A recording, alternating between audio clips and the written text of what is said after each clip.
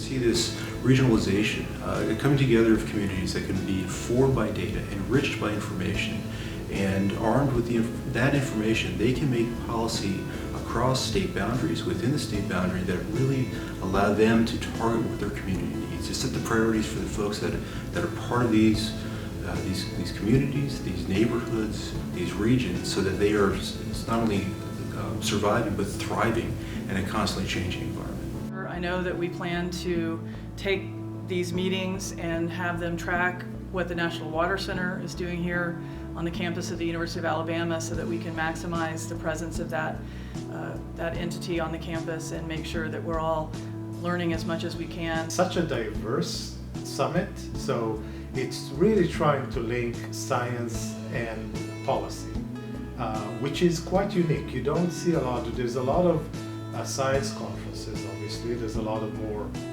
law or policy related conferences, but there's very few that try to link the two together. We have a very, very diverse suite of expertise that comes and serves on our panels on purpose.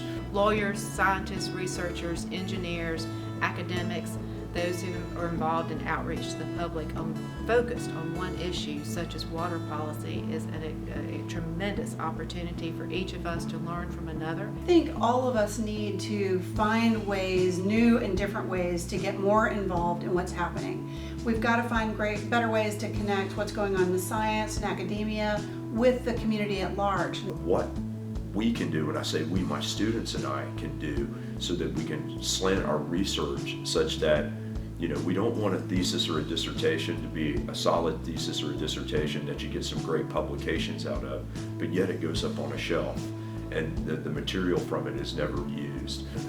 One of the things, when I wrapped up the session today, one of the things I mentioned was that good science and good engineering are meaningless if you can't apply them and translate them into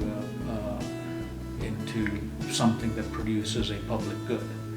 We have this disconnect, right, between the scientists and the policymakers, and this kind of summit or this kind of meeting really tried to gap that bridge or that divide.